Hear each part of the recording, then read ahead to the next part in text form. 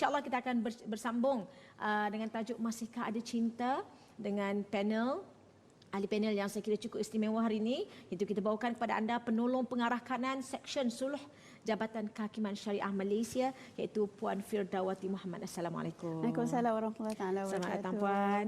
Terima kasih. Jadi tajuk kita Masihkah Ada Cinta. Kalaulah masih ada cinta yang kabur, kita baja. Kalau nampak yang baru nak semai, kita siram.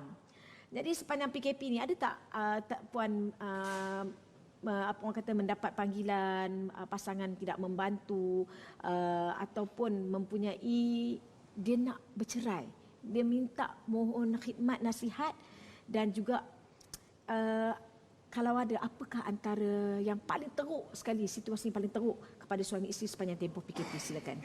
Okey, bismillahirrahmanirrahim. Assalamualaikum warahmatullahi taala wabarakatuh. Alhamdulillahirabbil alamin. Wassalatu wassalamu ala asyrafil anbiya wal mursalin wa ala alihi washabihi ajma'in. Rabbi shrah li sadri wa yassir li amri wahlul 'uqdatam min lisani yafqahu qawli. Amma ba'd. Kita rasa bersyukur pagi ni, kan?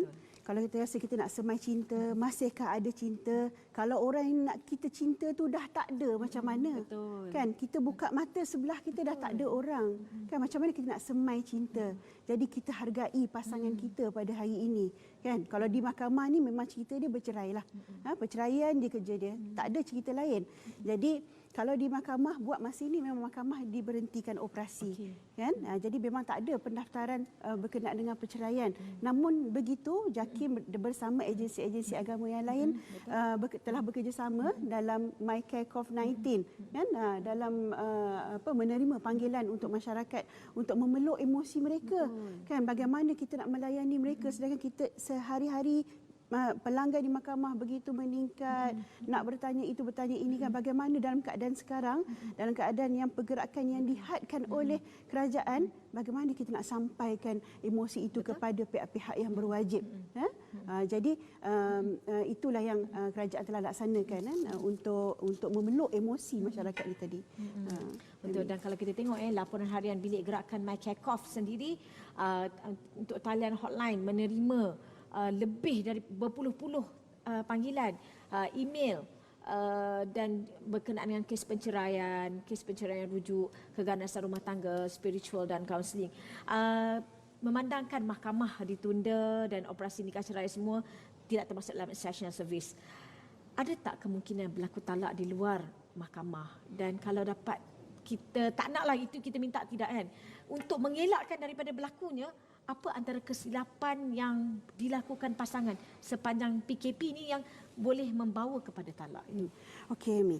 Saya ulas sedikit tentang bagaimana senario dalam maklumat yang kita terima pada hari ini. Kita tengok kalau kita tengok kita akan terima, kita sedang menerima kes-kes yang sebegini dan kita ada 4 lagi talian. Contoh tentang bantuan, tentang COVID-19, tentang akad nikah, tentang hadanah. Kita masukkan kat sini. Tapi kat sini kita cerita pasal perceraian. Perceraian, kes rujuk, keganasan rumah tangga, spiritual. Semua ini kita tengok ada dalam 108 kes. 108 kes daripada jumlah yang kita terima talian hotline dan email tu, ada 259 kes. Kan? Bermakna ada 40, lebih kurang dalam 42%. 42%. Masihkah ada cinta? Apakah pengakhirannya keganasan dan kaunseling ini? Adakah ia akan berakhir dengan perceraian, cerai? Adakah dia cerai luar mahkamah? Kan? Kalau 42 ni masih ada cinta, kita nampak. Tapi kalau yang ini berakhir dengan perceraian, tiada lagi cinta. Jadi dekat mana kesilapan tu, Amy, yang saya nampaklah, kan, sepanjang daripada bertugas di mahkamah ni, satu saja kesilapan pasangan ni adalah daripada segi komunikasi. Komunikasi yang memang tak wujud disebabkan oleh tiada tolak ansur, tak ada kebersamaan dalam rumah tangga, nak buat kerja rumah, tak ada kesefahaman, menyalah antara satu sama lain. Kalau kita menyalah salah satu sama lain tu, macam mana boleh terjadi, Amy? Kan? Bila salah satu isu yang terlintas di kotak fikiran kita akan melahirkan rasa perasaan. Betul. Feeling. When feelings come, dia akan keluar dari kelakuan kita, behavior kita. Jadi beware, benda-benda yang terlintas di kepala kita, mesti ada kita tapisan dulu. Kita tapisan, kita pause diri kita, macam mana kita nak mengeluarkan komunikasi yang baik dengan pasangan kita. Okey, komunikasi ni bila kita kenal pasti dalam mahkamah, kebanyakan perceraian adalah berlaku daripada kurangnya ataupun tiada komunikasi dengan Allah Subhanahu Wa Taala. Bila ada, kalau itu key dia. Kalau komunikasi kita dengan Allah sangat baik, insya-Allah Allah akan jaga komunikasi kita dengan pasangan kita. Kalau kita berkahwin kerana Allah, kita berkomunikasi setiap malam dengan Allah, setiap waktu berzikir, membaca Al-Quran, menjaga tata susila kita sebagai seorang Islam, insya-Allah Allah akan menjaga komunikasi kita dalam rumah tangga. Itu dia. Yang kita dapat. Dan Puan Firda, kita ada pemanggil di talian, Ummu Syumul dari Johor. Assalamualaikum Ummu Syumul. Waalaikumsalam warahmatullahi wabarakatuh. Assalamualaikum. Terima kasih kerana membuat panggilan. Boleh terus berhubung dengan Puan Firda, silakan. Assalamualaikum Puan. Waalaikumsalam warahmatullahi. Ummu Syumul, apa khabar?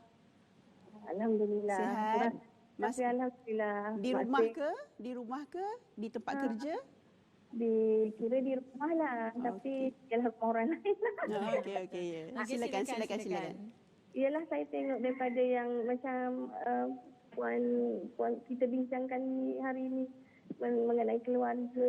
Saya sendiri rasa saya mengalami juga masalah tu, tapi bukanlah masalah perceraian ke apa ke. Ini pengalaman sendirilah ya.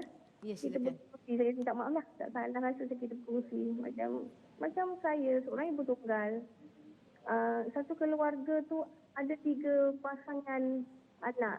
Anak 3 keluarga lah, maksudnya 3 anak berpasang, suami isteri. Dengan keadaan rumah yang kecil. Dengan saya seorang ibu tunggal, ruang yang agak terhad di rumah dengan percampuran biras ipaduai. Jadi macam mendatangkan rasa macam suasana yang jadi bukan, kita suka ramai-ramai seronok, tapi apabila macam mengenai aurat, mengenai aurat, anak-anak menantu dengan bira-bira, mengenai ekonomi rumah tangga tu, bajet nak masak apa-apa, nak beli barang apa-apa, mengenai macam apa-apa bila biaya, kalau mereka berpakat tak apa.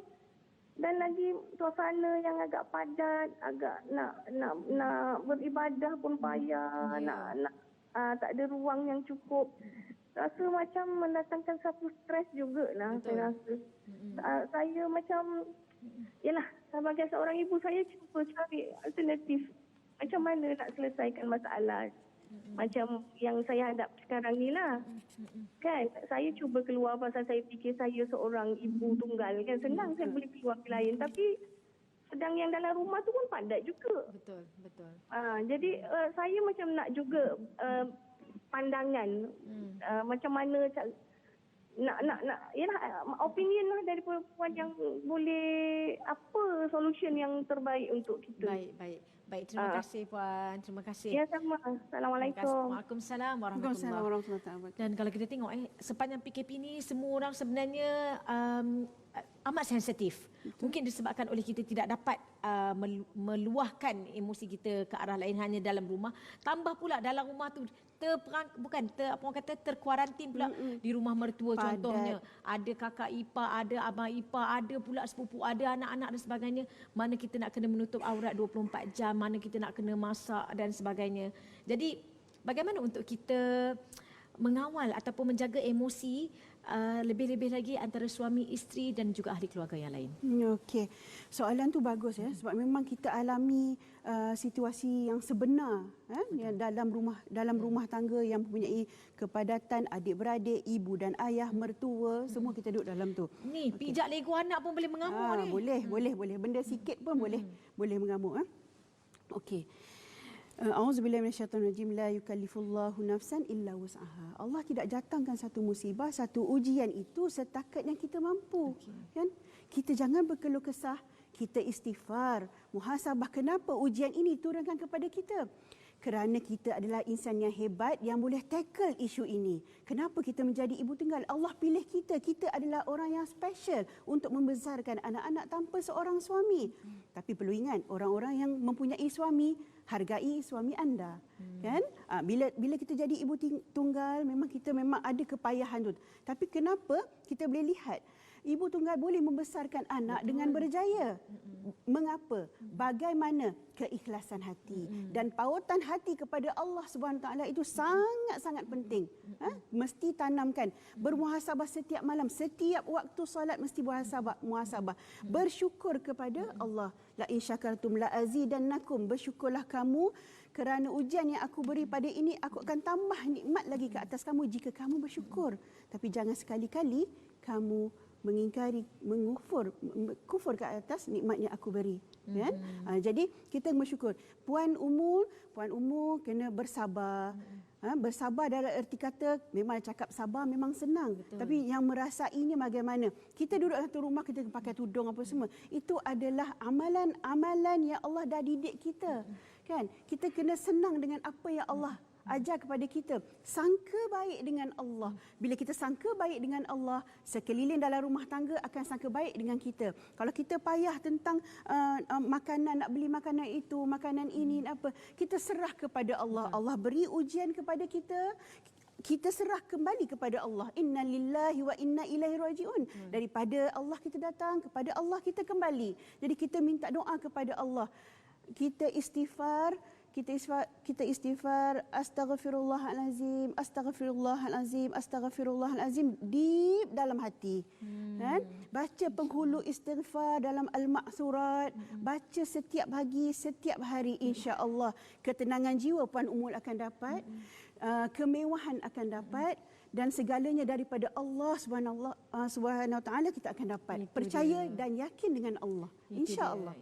Insya-Allah. Dan saya juga ada soalan kalau kita tahu berkenaan kita kena jaga solat, suami soleh dan sebagainya, namun tetap juga tidak boleh bertoleransi panas baran dan juga selalu berbalah.